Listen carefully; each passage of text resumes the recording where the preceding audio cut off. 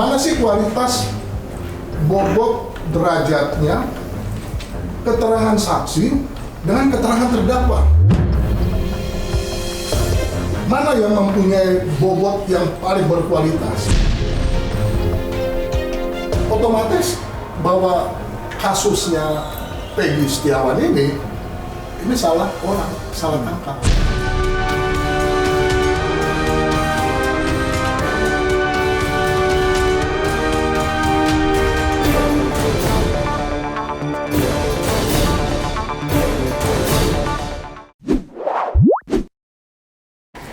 Mulai dengan hari ini ini pakar hukum namanya JJ Armstrong Sembiring. Saya beberapa kali bertemu beliau dan menurut saya cukup menarik, bukan cukup, memang sangat menarik untuk kita ajak berdiskusi, paling tidak memberi kita 1-2 masukan atau insight-insight baru tentang persoalan hukum yang sedang ramai dibicarakan publik. Karena contoh sekarang kasus Vina, semua orang bilang bahwa kasus Vina itu bias kemana-mana, banyak orang yang muncul yang membuat penegak hukum juga bingung. Jadi kepastian hukum di kasus Vina ini jadi bias. Bang Armstrong Sembiring ini udah berpraktek sebagai pengacara itu sejak tahun 80-an ya Pak? 2001.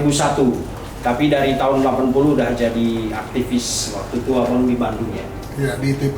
Di ITB Bandung. Tepuk tangan dulu untuk Bang Armstrong. Selanjutnya monggo Bang, abang akan menjelaskan secara skematik ya perkara ini ya. Ya, saya langsung aja ya.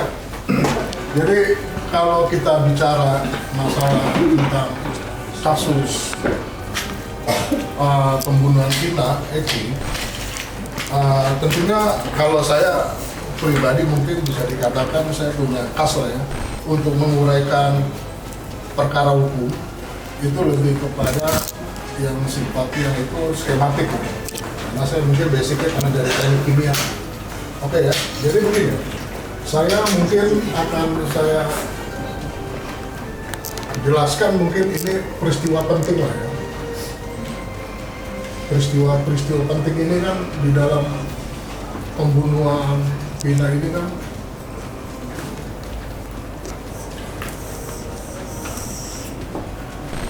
pertama-tama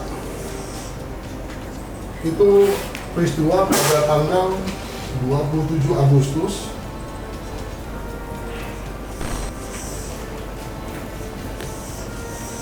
Nah, di sini pada tanggal 27 Agustus 2016 dalam peristiwa tersebut, disinilah dibunuhnya Vina dan Eki.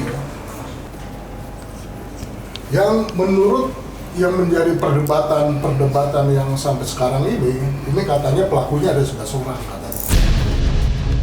Peristiwa pada tanggal 27 Agustus 2016 ini kan memunculkan pro kontra ya, karena di sini di dalam peristiwa tersebut di sini ada aktor-aktor yang disebutkan. Di sini ada Suroto, di sini ada Mel-Mel, dan di sini ada AR. Nah ini sebagai determinan lah, kalau saya bilang sebagai faktor penentu dalam peristiwa adanya pembunuhan pada tanggal 27 Agustus 2016. Nah sementara pada tanggal 28 Agustus 2016 ini ditemukan jasadnya. Jasad Vina itu di jembatan layang Kepompongan, Kecamatan Talun, Kabupaten Cirebon ya, Jawa Barat. Peristiwa pertama, di sini peristiwa kedua. Nah, karena di dalam poin pertama, poin kedua ini ada peristiwa dengan dibunuhnya Vina dan diketemukan jasadnya. Nah, pada proses dalam peristiwa tersebut, di sini juga ada saya catat ya dari peristiwa tersebut. Di sini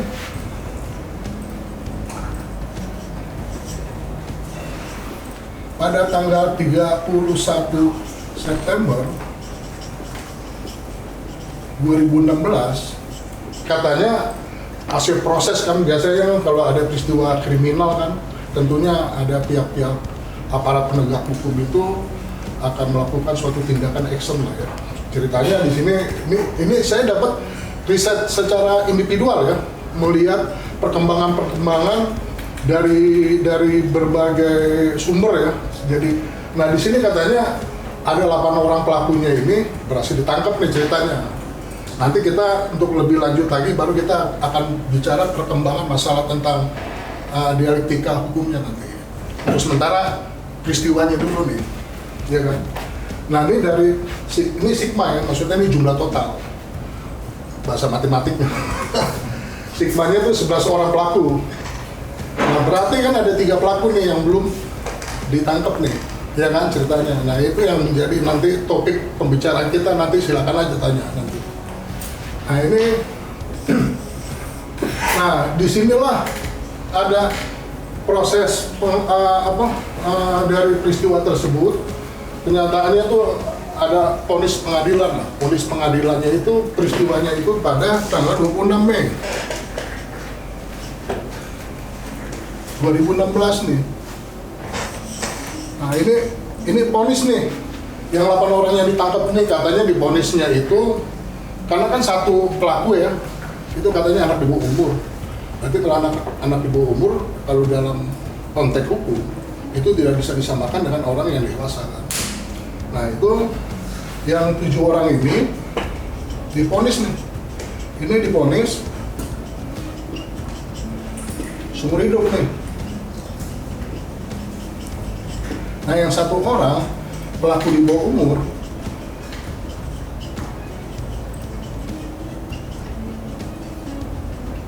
divonisnya itu 8 tahun. Nah 8 tahun.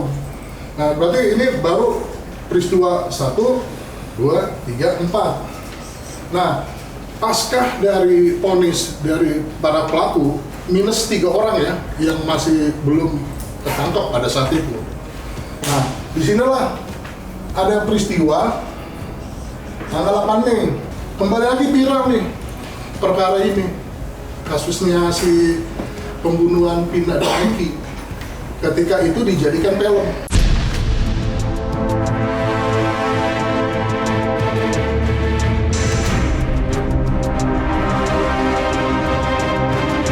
Polda Jawa Barat pasca dari adanya film ya, dijadikan film itu, nah itu dia menyebarkan informasi terhadap 3 pelaku yang masih buron. Ya tadi dalam peristiwa yang tadi yang saya jelaskan di situ. Nah ini sebar informasi nih.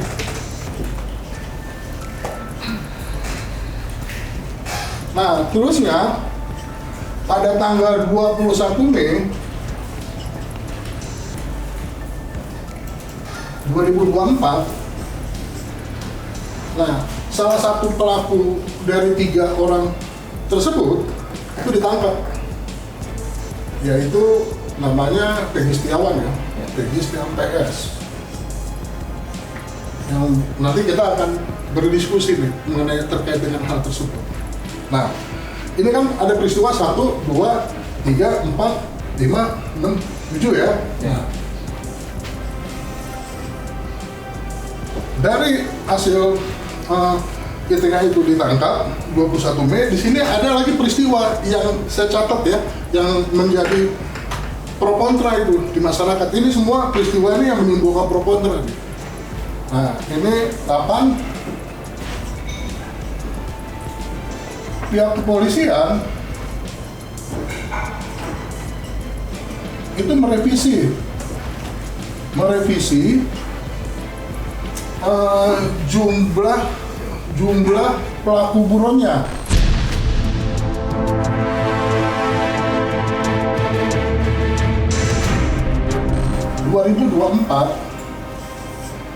Pihak kepolisian melakukan gelar rekonstruksi pembunuhan Vina Eki itu di 6 titik TKP.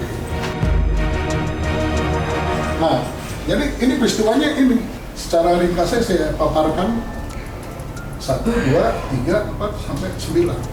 Nanti untuk lebih lanjutnya boleh, silakan ada yang mau nanya. Thank you Bang, itu penjelasannya asik banget. Yang mau saya tanyakan pertama, kan ditetapkan awalnya ditetapkan 3 DPO, 3 orang yang masih buron tadi. Iya, Ya kan? oke. Terus tiba-tiba, padahal kan DPO itu ditetapkan sama Polda Jabar ya Bang ya? Iya. Ya. Terus tiba-tiba Polda Jabar merevisi menjadi satu karena 2-nya dihapus dari daftar DPO. Terus yang dalam hal itu saya ingin bertanya, apakah memungkinkan hal itu dan dasar hukumnya apa Bang? Jadi dari 3 DPO menjadi 1. Memang apakah ada aturan itu gitu ya? Terus kedua, rekonstruksi di 6 titik TKP. Itu kan baru dilaksanakan ya katakanlah kemarin ya, bahasa simpelnya gitu ya. Sementara kejadian kan sudah 8 tahun yang lalu. Apakah yang didapat kemarin ini bisa menjadi gambaran konkret terhadap suasana 8 tahun yang lalu Bang?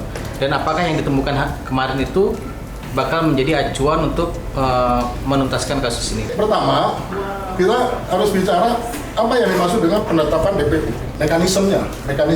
Dan kedua, tentunya pihak kepolisian untuk mau melakukan penetapan DPO terhadap seseorang, dia juga harus melewati dengan yang disebut pemahaman tentang prosedural penetapan DPO. Nah, apa sih yang dimaksud dengan mekanisme penetapan DPO?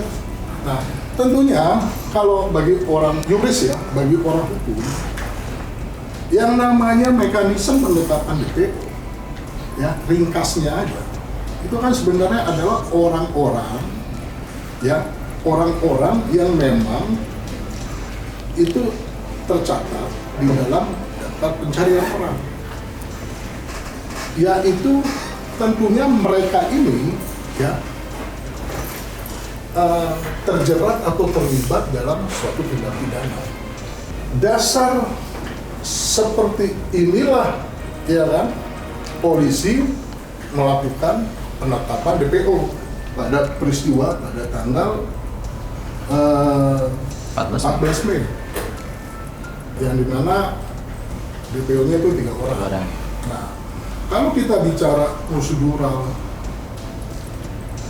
penetapan DPO di dalam KUHP itu tidak diatur, tapi keberadaan orang yang ditetapkan menjadi DPO dalam daftar pencarian orang itu adalah bagian dari sistem hukum pidana. Jadi ini bagian. Ya artinya kalau orang mengkontra, mempersoalkan tentang DPO, kan ini tidak diatur katanya di dalam KUHP. Kan bisa aja polisi itu subjektif gitu, ya kan, suka-sukanya, ya kan, mendpo-kan orang, kan bisa seperti itu. Nah tapi itu emang harus diakui, itu adalah bagian dari sistem hukum pidana yang tidak bisa ternafikan, terbantahkan. Seorang yang mau ditetapkan DPO juga, dia harus benar-benar tidak boleh kontra yang namanya peraturan Kapolri. Perkap, kalau dulu itu Perkap nomor 14 tahun 2012 tentang manajemen penyidikan tindak pidana. Tapi kan sekarang udah dirubah Perkap nomor 6 tahun 2019. Tapi pada prinsipnya itu adalah tentang manajemen penyidikan tindak pidana. Dan peraturan Kepala Bareskrim. Peraturan Kepala Bareskrimnya itu nomor 3 tahun 2014 tentang SPO pelaksanaan penyidikan tindak pidana. Di situ disebutkan bila mana tersangka itu benar-benar terlibat di dalam suatu tindak pidana, maka ada resiko nanti yang bersangkutan itu akan didakwakan dengan tindak pidana yang dituduhkan.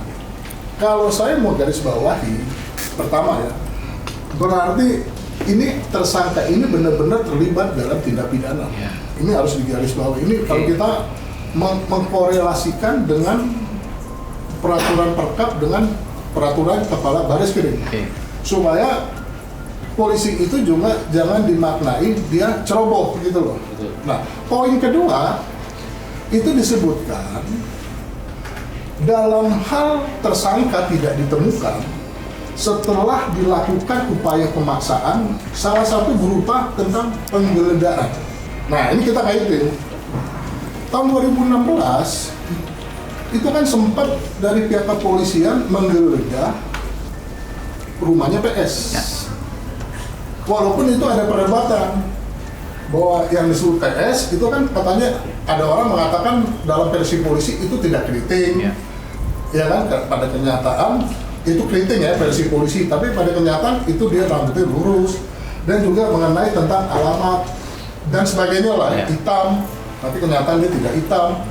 Hal-hal yang demikian, kalau saya menganalisis dari peraturan internal kepolisian, ada hal yang paling signifikan yang tidak bisa itu dilanggar, yaitu mengenai bahwa tersangka itu memang benar-benar terlibat di dalam tindak pidana.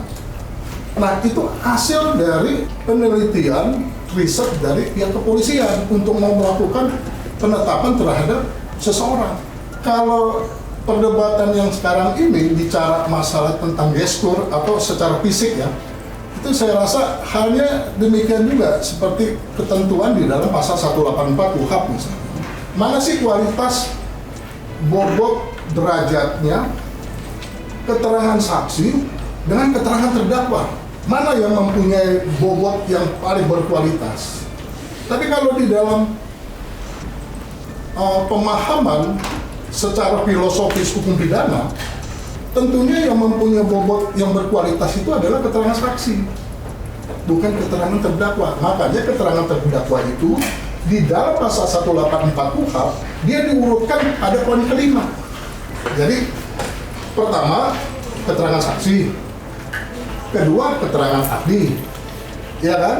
Ketiga surat, keempat petunjuk, baru yang kelima keterangan terdakwa. Jadi dia diurutkan pada poin yang paling akhir. Nah, begitu juga di dalam regulasi mengenai regulasi hukum di internal kepolisian dalam konteks untuk mengajukan penetapan DPO terhadap seseorang. Poin pertama ini kan dia harus melihat dulu tersangka ini apakah benar-benar dia terlibat tindak pidana atau tidak. Tapi kalau yang diperdebatkan ini kan pada urutan poin keempat, kan banyak orang yang mengatakan bahwa peristiwa itu terjadi PS itu lagi ada di Bandung misalnya. Ya tentunya orang juga kan mau mengajukan penetapan DPO itu kan tentunya atas nama lembaga kepolisian, itu udah hasil dari riset yang secara detail ya. Tapi bukan berarti polisi itu sempurna gitu. Banyak juga ada kasus dulu berapa tahun yang lalu ya, itu ada di Batam, di Sumatera, nyatanya salah gitu loh, menetapkan DPO terhadap seseorang gitu. Tapi dalam konteks ini, dalam kinerja kepolisian itu sudah sesuai dengan semangat peraturan Perkap dengan peraturan Kepala Baris. Saya rasa seperti itu. Masih terkait sama pertanyaan Adi sebelumnya. Oke lah, itu prosedur kita akui, polisi mungkin tidak akan melanggar itu. Tapi yang terjadi kemudian adalah dari 3 tersangka, dari 3 DPO, 2-nya dihapus atau hilang. Nah ini yang jadi perdebatan sekarang. Publik kan ngelihat, lah ini jadi nggak bener. Saya yakin polisi melakukan itu karena ada dasarnya gitu.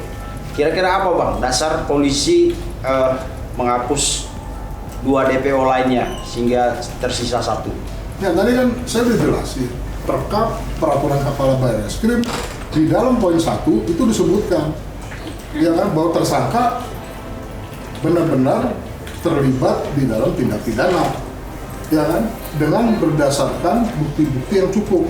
Nah, dalam kaitan itu pertanyaannya, ada isu atau nyata-nyata real ya, mengatakan bahwa 2 DPO itu dihapuskan. 2 DPO itu ternyatanya fiktif misalnya. Tapi kan ada pengakuan kemarin dari Kadif Humas Polri, itu mengatakan bahwa kita tidak menghapuskan justru karena saksinya fiktif. Artinya dua orang DPO ini masih dalam penelusuran karena bukti-bukti masih belum cukup. Tadi kan ada kalimat pada poin pertama tadi, orang mau diajukan penetapan DPO itu harus berdasarkan bukti-bukti yang cukup. Kata kuncinya itu di situ. Nah, ini yang kemudian jadi menimbulkan banyak pertanyaan, Bang. Karena kan ini bukan kasus baru. Kalau dibilang bukti tidak cukup, kenapa itu tidak ditemukan 8 tahun lalu gitu? Saksi fiktif. Nah, soal saksi fiktif ini juga bisa jadi pertanyaan. 3 DPO ini kan terkait dalam satu peristiwa, dianggap sebagai pelaku pembunuhan Vina. Kalau saksi untuk 2 orang itu fiktif, kenapa si Peggy misalnya satu DPO itu masih bertahan? Padahal ini kan dalam satu rangkaian peristiwa gitu. Nah, secara logika kalau saya orang awam berpikir, kalau 2 DPO ini saksinya fiktif, otomatis harusnya misalnya si Peggy yang satu ini juga fiktif dong. Kenapa Peggy bertahan, yang lain tidak? Kecuali ini peristiwa berbeda atau di tempat berbeda, kan ini kayak satu rangkaian peristiwa gitu. Kalau kita bicara PS ini kan perdebatannya, katanya rumahnya bukan di situ. Kenyataannya kulitnya, kenyataannya beda. Kenyataannya rambutnya, kenyataannya dia nggak seperti yang dituduhkan polisi keriting, ya kan? Itu yang tadi secara logika hukum yang saya paparkan, itu pada di dalam perkap dengan peraturan kepala BRSP itu kalau derivasikan, artinya ada turunannya, itu pada poin kelima. Perdebatan seperti itu udah biasa, itu kan administratif ya kan? Tapi bukan berarti polisi itu sempurna gitu loh. Tadi saya udah jelaskan, dia juga ada kecerobohan di dalam kasus berapa tahun yang lalu. Yang paling tidak bisa kita toleransi, kita excuse, itu kalau ada seseorang yang memang dia tidak terlibat di dalam tindak pidana, tapi dia di DPO kan, gitu loh. Nah, itulah poin yang pertama tadi di dalam peraturan tersebut. Dari kasus yang tahun 2016 sudah inkrah putusannya, Iya. kemudian sekarang beberapa saksi-saksi pada saat kejadian itu menarik kesaksiannya. Contohnya seperti Liga Akbar dan para teman-temannya terpidana yang di rumahnya Pak RT tidur bersama mereka. Ini nanti akan menjadi seperti apa hubungannya ke 8 pelaku itu tadi di 31 September 2016 dan kemudian hubungannya kepada Peggy Setiawan yang tidak saling mengenal. Mereka mengakunya tidak saling mengenal. Seperti itu. Nah, kita kan negara hukum ya. Jadi satu-satunya yang bisa kita lakukan, ini kan ada saluran hukumnya. Ya kita buktikan aja, kita ajukan aja mengenai tentang pra-peradilan ya. Pra-peradilan ini kan diatur di dalam pasal 1 butir 10 dan pasal 11 KUHP. Nah, kita kan punya mekanisme ya di dalam hukum acara pidana ini bisa menguji tentang hal tersebut. Jadi segera diajukan pra-peradilan untuk membuktikan apakah versi yang dikonstruksikan itu memang benar atau sebaliknya.